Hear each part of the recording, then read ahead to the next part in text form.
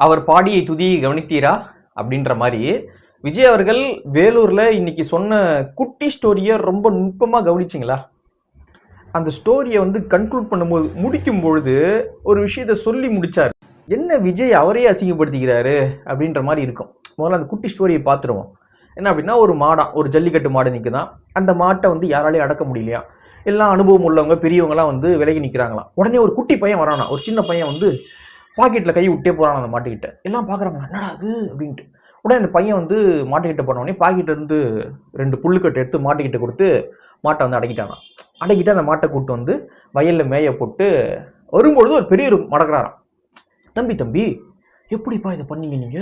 சிச்சோ அப்படின்னு அந்த சின்ன பையன் கிட்ட அந்த பெரியவர் கேட்கிறாராம். உடனே அந்த பையன் சொல்றானா, ஐயா, சின்னவங்க பெரியவங்க முக்கியம் கிடையாது, அனுபவம் இருக்கா இல்லையா முக்கியம் கிடையாது. எது முக்கியம் அப்படின்னா, சமயோச்சித புத்தியோடு ஒரு பிரச்சனையை அணுகி அந்த பிரச்சனைக்கு தீர்வு காண்றது இருக்குல்ல, அதுதான் முக்கியமானது. அந்த பிரச்சனையை உடனுக்குடன் அப்படியே பார்த்து அதுக்கான சொல்யூஷனை தேடி பிரச்சனையை சால்வ் பண்ணணும், அதுதான் முக்கியமானது அப்படின்னு அந்த பையன் சொன்னானா. உடனே அந்த பெரியவர் சொன்னாராம், சூப்பர், உனக்கு அந்த ஸ்கில் இருக்கு. அதாவது எதுனா, பிரச்சனையை சால்வ் பண்ணக்கூடிய, அதுக்கான சொல்யூஷனை கண்டுபிடிச்சி உடனே பிரச்சனையை சால்வ் பண்ணக்கூடிய ஸ்கில் உனக்கு இருக்கு அப்படின்னு தட்டி கொடுத்தாராம் அந்த சிறுவனை அந்த பெரியவர் அப்படின்னு சொல்றாரு. அதாவது இந்த சிறுவன் யாரு அப்படின்னு பாத்தீங்கன்னா விஜயா. இதுதான் முன்னாடியே சொன்னேன், அவர் பாடிய துதியை கொஞ்சம் கவனித்தீரா அப்படின்னு சொல்லிட்டு. என்னன்னா, விஜய் அவர்கள் விஜயவே அசிங்கப்படுத்திக்கிறாரு அப்படின்னும் போதுதான் உள்ளபடி கொஞ்சம் மகிழ்ச்சியா இருக்கு. ஏன்னா மற்றவங்க அசிங்கப்படுத்துறது வேற, ஆனா அவரே அசிங்கப்படுத்திக்கிறார்.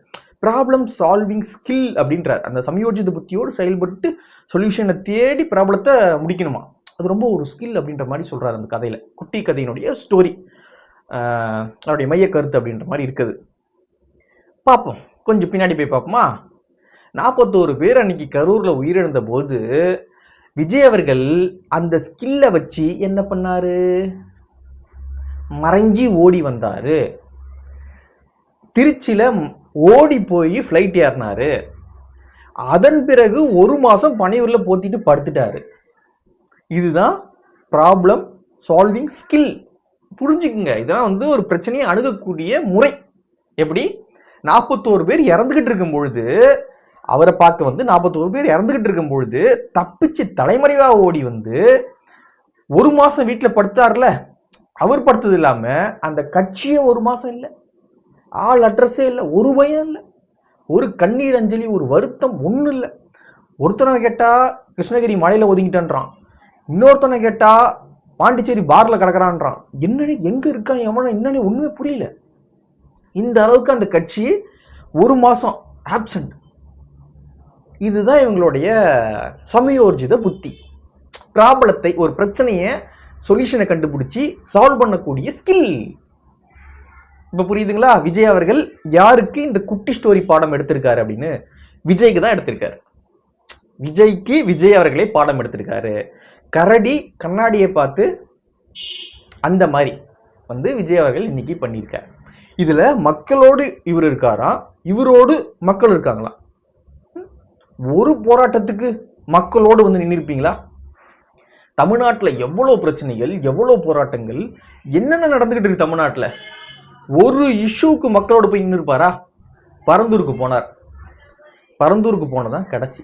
அதன் பிறகு என்ன பண்ணார்? பரந்தூர்ல அதன் பிறகு என்னென்ன நடந்துகிட்டு இருக்கு? கிட்டத்தட்ட 1500 ஏக்கரை அரசு எடுத்துட்டாங்க, ரெஜிஸ்டர் பண்ணிட்டாங்க. எடுத்து இன்னும் கொஞ்சம் ஒரு 3000 ஏக்கர் கிட்ட ரெஜிஸ்டர் பண்ண வேண்டியது இருக்கு. அதை எடுக்கக்கூடிய வேலைகள்ல ஈடுபட்டு இருக்காங்க. இன்னும் போராட்டங்கள் பரந்தூர்ல நடந்துகிட்டு இருக்கு.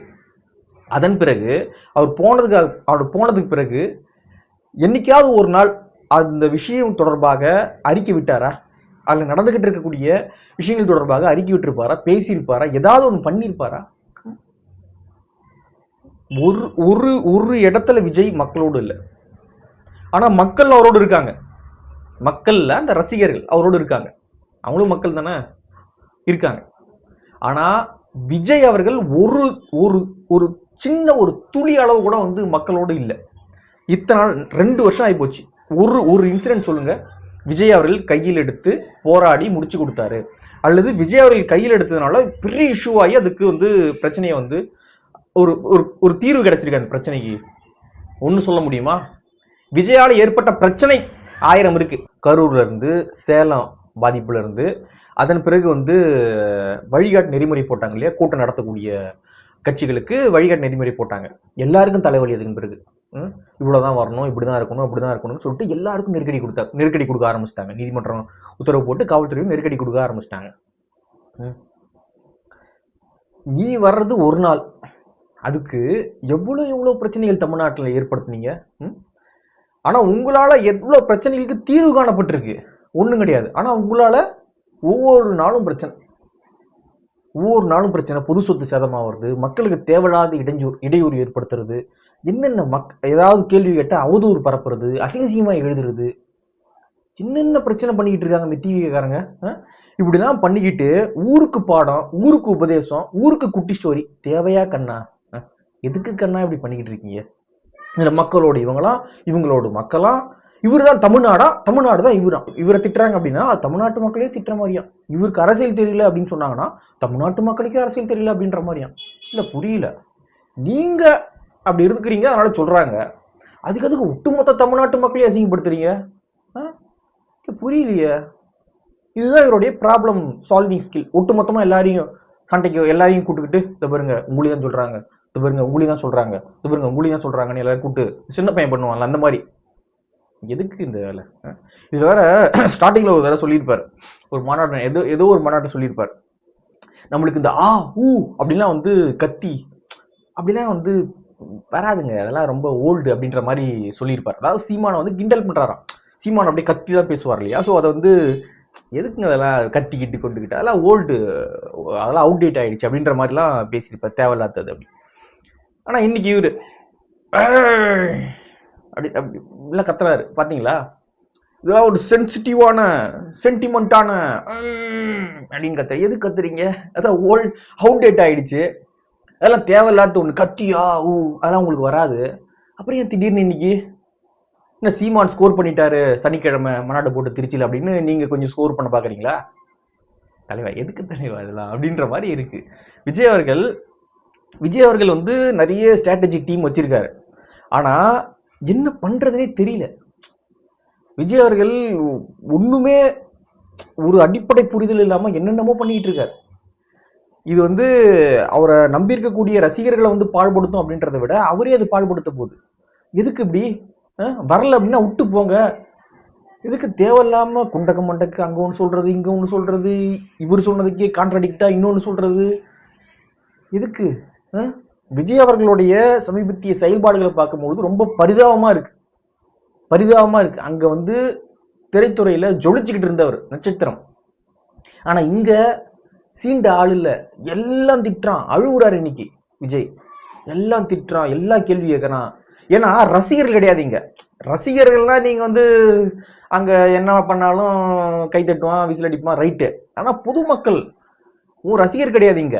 நீ என்ன ஒன்னா மேடையில பேசிட்டு போவ அப்படின்னு கை தட்டு போறதுக்கு இவன் ரசிகர் கிடையாது. இவன் ஜென்ரல் பப்ளிக் பார்க்கும்பொழுது கேள்வி கேட்பான் தான்.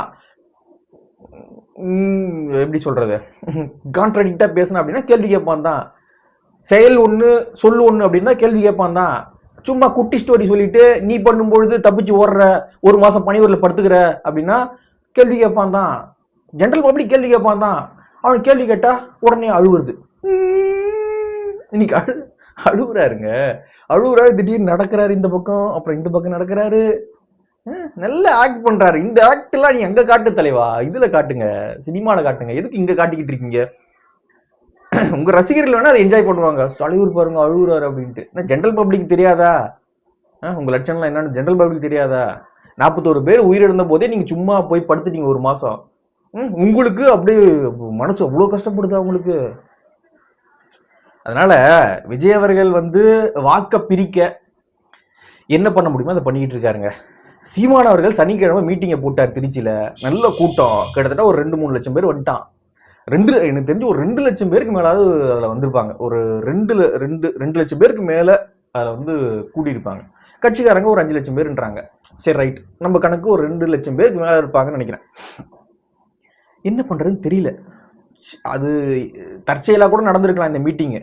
இவங்க சனிக்கிழமை இவங்க வந்து திங்கக்கிழமை அப்படின்ட்டு தற்செயலாக கூட நடந்திருக்கலாம். ஆனா ஏதாவது ஸ்கோர் பண்ணணும் அப்படின்றதுக்காக அழுகுறாரு, இப்படி நடக்கிறாரு, குட்டி ஸ்டோரி சொல்றாரு, எதோ பண்ணி அந்த அதை ஓவர்டேக் பண்ணி போயிடணும், என்டிகே உடைய மாநாட்டை ஓவர்டேக் பண்ணி நம்ம வந்துடணும் அப்படின்றதுல அவர் ஏதோ இன்னைக்கு பர்ஃபார்ம் வந்து பண்ணிட்டு இருக்காரு. தேவையில்லாத இதெல்லாம் ஓட்டை பிரிக்கணும் அப்படின்னு வந்துட்டீங்க, திமுக ஜெயிக்க வைக்கணும் அப்படின்ற ஒரு பிளான், ஒரு செயல் திட்டத்தோடு நீங்க செயல்பட்டு இருக்கீங்க. என்னதான் டிவிகே வர்சஸ் டிஎம்கே அப்படின்னாலும் நீங்க வந்து ஆன்டி டிஎம்கே ஓட்டை உடைச்சி திமுகவை ஜெயிக்க வைக்கணும். அதுதான் உங்களுடைய இப்போதைய செயல் திட்டம். வேற ஒன்றும் கிடையாது, உங்களுக்கு வேற ஒண்ணுமே நீ கிடையாது. ரீசெண்டாக பார்க்குற எடப்பாடி பழனிசாமி அவர்கள் இப்போ திரும்ப பிரச்சாரத்தெல்லாம் தீவிரப்படுத்திட்டாரு. திரும்ப பிரச்சாரத்தை தீவிரப்படுத்திட்டு திரும்ப ரெண்டாவது கட்டமாக தமிழ்நாடு முழுக்க சுற்றுப்பயணம் மேற்கொண்டிருக்காரு. அப்பொழுது ஒரு இடத்துல வந்து பேசுறாரு. உதயநிதி அவர்கள் இவர் விமர்சனம் பண்றாரு, என்ன அப்படின்னா அடிமை அப்படின்ற மாதிரி விமர்சனம் பண்றாரு.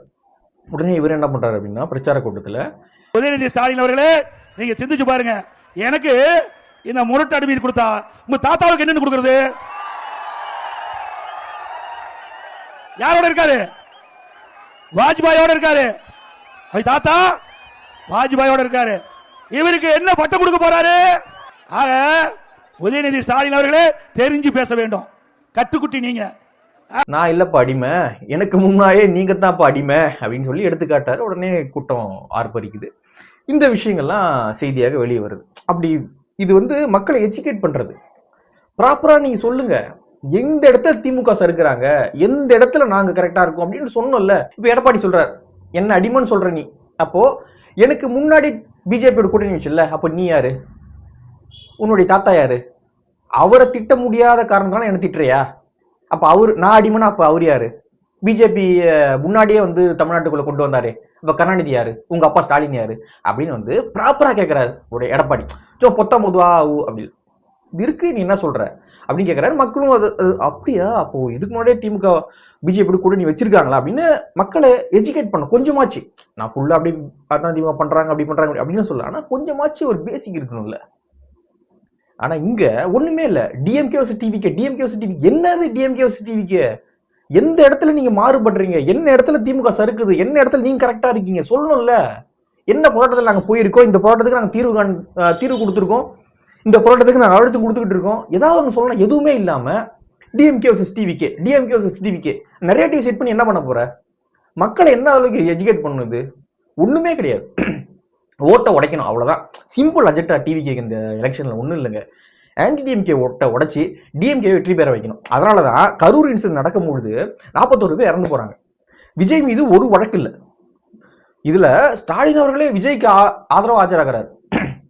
எந்த தலைவனும் தன்னுடைய ரசிகர்கள் தொண்டர்கள் இறந்து போகணும்னு நினைக்க மாட்டாங்க அப்படின்னு விஜயே கம்மில் இருக்கிற ஒரு மாசம் உள்ள. ஆனா ஸ்டாலின் அவருக்கு ஆதரவாக களம் இறங்குறாரு. ஏன்னா திடீர்னு விஜய் அவர்களுக்கு ரோஷம் ஏற்பட்டு ஏடிஎம்கே கூடிய கூட்டணி வச்சாருன்னா என்ன ஆகும்? முடிஞ்சு போச்சு, டிஎம்கே ஆட்சி கட்டில இருந்து இறங்கிடுவாங்க. ஸோ இது விஜய் அவர்களுக்கு நல்லாவும் தெரியும், அவரை இயக்கக்கூடிய திமுகவுக்கு இது நல்லா தெரியும். ஸோ அதன் காரணமாக தான் கரூர் சம்பவம், அவ்வளோ பெரிய சம்பவம் நடந்த பொழுதும் விஜய் மீது ஒரு வழக்கு பதிவு இல்லை, ஒரு நெருக்கடி இல்லை. அவ்வளோ ஈஸியாக விஜய் விட்டாங்க. ஒரு மாதம் அவர் கம்முன்னு படுத்திருந்தார் பனையூரில். ஸோ இதெல்லாம் நீங்கள் அந்த கனெக்டிங் தி டாட்ஸ் அப்படின்னா அந்த புள்ளிகளை வந்து கனெக்ட் பண்ணி பார்த்தா தெரிஞ்சிடும். விஜய் அவர்கள் யாருக்கு மறைமுகமாக வேலை படுத்திக்கிட்டு இருக்காரு, என்ன பண்ணிக்கிட்டு இருக்காரு அப்படின்றது மறைமுகமாக நம்ம பார்த்தாலே புரிஞ்சுக்கலாம். அதனால விஜயை நம்பி இன்னைக்கு நிறைய பேர் இருக்காங்க. நம்ம இல்லைன்னா நான் மறுக்கல, நிறைய பேர் இருக்காங்க. ஆனா அவங்க எல்லாருமே வந்து டிஎம்கே எதிர்க்கிறோம் அப்படின்னு நினைச்சுக்கிட்டு இருக்காங்க. அந்த ரசிகர்கள், விஜயோடைய ரசிகர்கள் அப்படி நினைச்சுக்கிட்டு இருக்காங்க. நம்மளுடைய வேலை வந்து டிஎம்கே எதிர்க்கிறதா, நம்ம இப்ப செஞ்சுக்கிட்டு இருக்கிறது டிஎம்கே எதிர்க்கிற வேலையை செஞ்சுக்கிட்டு இருக்கோம் அப்படின்னு அவங்க நினைச்சுக்கிட்டு இருக்காங்க. ஆனா அவங்க செய்யக்கூடிய வேலைகள் டிஎம்கேவை ஆட்சி கட்டில அமர வைப்பதற்கான வேலைகள். விஜய் அவர்கள் அதை தாண்டி ஒரு அரசியலும் செய்யல. அவருடைய இந்த 2 வருஷ செயல்பாடு எடுத்து பார்த்தாலே தெரிஞ்சிடும், சுழியம். அதை தாண்டி ஒன்றும் கிடையாது. அதில் 41 பேர், கிட்டத்தட்ட ஒரு 50 பேர் இறந்து போனாங்க. மாநாடு கணக்கு அதெல்லாம் பார்த்தா ஒரு 50 பேர் இறந்து போனாங்க. அதை தாண்டி விஜய் அவர்களால் தமிழ்நாட்டுக்கு என்ன பயன், என்ன புண்ணியம்? ஒரு தலைவராக, ஒரு கட்சியாக ஏதாவது ஒரு பயன் இருக்கா? ஒண்ணுமே கிடையாது. பார்ப்போம், மக்கள் நம்ம எவ்வளவு பேசினாலும் மக்கள் தானே கடைசி தீர்ப்பு கொடுக்க போறாங்க. உங்களுடைய கருத்து என்ன அப்படின்றத கீழே கமெண்ட்ல பதிவு பண்ணுங்க. நன்றி.